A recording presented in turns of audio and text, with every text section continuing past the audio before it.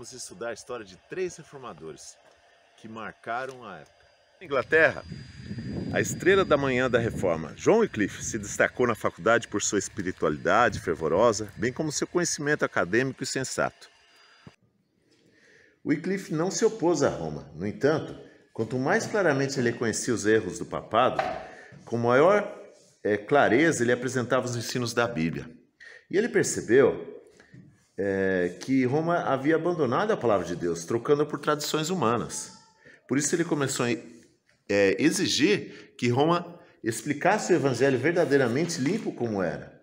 Ele, como professor universitário, ele fez uma grande influência na Universidade de Oxford.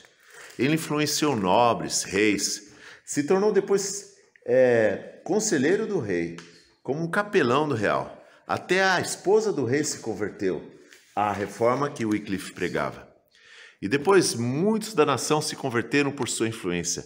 Cerca de metade da Inglaterra foi influenciada por seus escritos e pela tradução da Bíblia. A morte está em seus lábios. Admita suas falhas e retrate-se em nossa presença.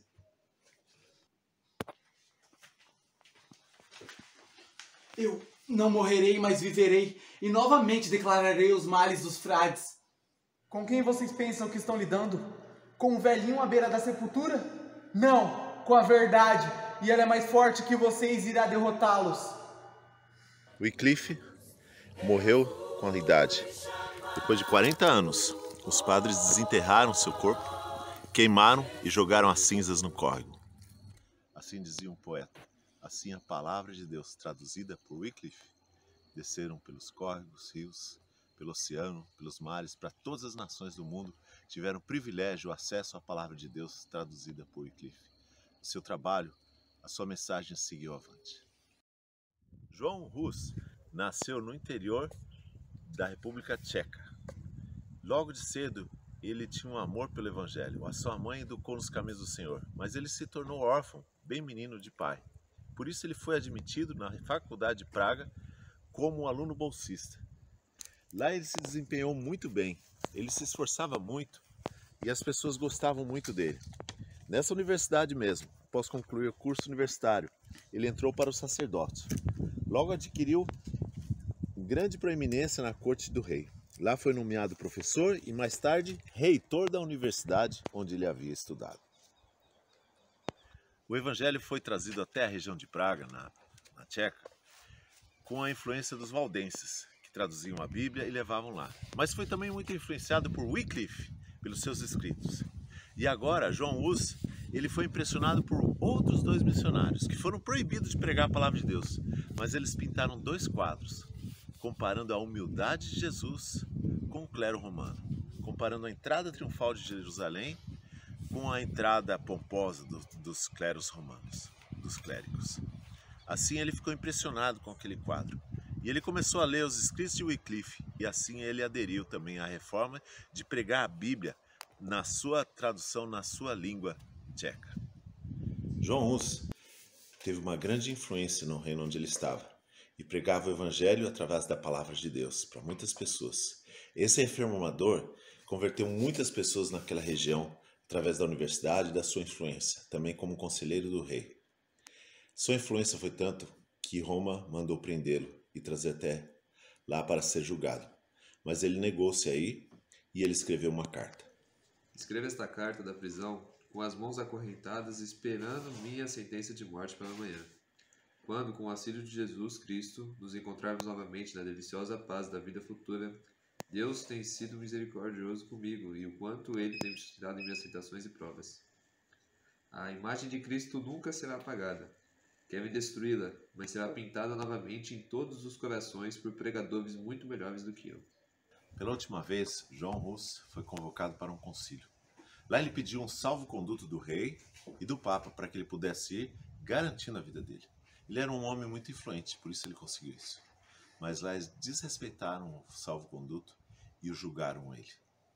Mas ele pôde se defender. Decidi, por livre e espontânea vontade, comparecer a este concílio sob a proteção pública e a fé do imperador aqui presente. Depois da sentença pronunciada contra Hus, veio uma cena degradante, onde eles começavam a tirar suas vestes, para que o desonrassem. suas vestes de sacerdote e dão para ele mais uma oportunidade de ele se arrepender do que ele pregava. De que maneira, então, eu poderia olhar para o céu? Como seria capaz de encarar as pessoas para ver quem preguei o evangelho puro? Não, eu considero a salvação dessas pessoas muito mais importante do que este corpo agora condenado à morte. Rus foi levado para fora. Uma imensa procissão o seguiu. Quando tudo estava a ponto para acender a fogueira, mais uma vez incitaram Marte a salvar e renunciando aos seus próprios erros. A quais erros hei de renunciar? Sei que não sou culpado de nenhum. Deus é testemunha de que tudo que falei, escrevi e preguei foi para salvar pessoas do pecado e da destruição. Logo, hoje eu confirmo com meu sangue. Tudo aquilo que escrevi e preguei é verdade. Quando as chamas começaram a arder ao seu redor, ele começou a cantar. E continuou a cantar até sua voz ser silenciada para sempre. O filho de Davi, tenha compaixão. O que quiseres, pode me. Jerônimo foi discípulo de João Hus. E ele também seguiu fielmente, disseminando a palavra de Deus, pregando a palavra de Deus a todas as pessoas que queriam ouvir. Mas só que ele também foi perseguido. E quando ele foi levado para a fogueira, ele negou. E ameaçaram ele e ele renunciou a todos seus ideais de pregar a palavra de Deus. Mas depois disso ele se arrependeu tanto, que depois ele foi julgado novamente. E ele disse, eu não renunciarei. A palavra de Deus eu continuarei pregando. E ele deu sua vida pela causa do evangelho. Ao ser queimado na fogueira, ele disse para o carrasco e disse assim, queima de frente, porque eu não vou fugir, senão eu não estaria aqui. Sabe, eu fico pensando quanto que a palavra de Deus precisa ser pregada nesse mundo. Quantas vezes as Bíblias são abandonadas na prateleira, nas nossas casas, e deixamos de usá-la com tanta vontade como aqueles homens usavam. Eles estavam dispostos a dar a sua vida pela palavra de Deus. E você? O que você tem feito com a palavra de Deus que tem na tua casa? Você tem estudado? Você tem buscado Deus? Sabe, hoje ainda tem muitos países que não é permitido lá no Oriente Médio a palavra de Deus. E as pessoas são perseguidas e mortas. Hoje há uma estatística que diz que 680 missionários saem por ano para pregar o evangelho em países que a Bíblia é proibida. E arriscam suas vidas. E você? O que você tem feito com esse precioso livro, a palavra de Deus? Que Deus possa te usá-lo. Que você possa, na Bíblia, nesse precioso livro, encontrar Deus para a sua vida. Amém.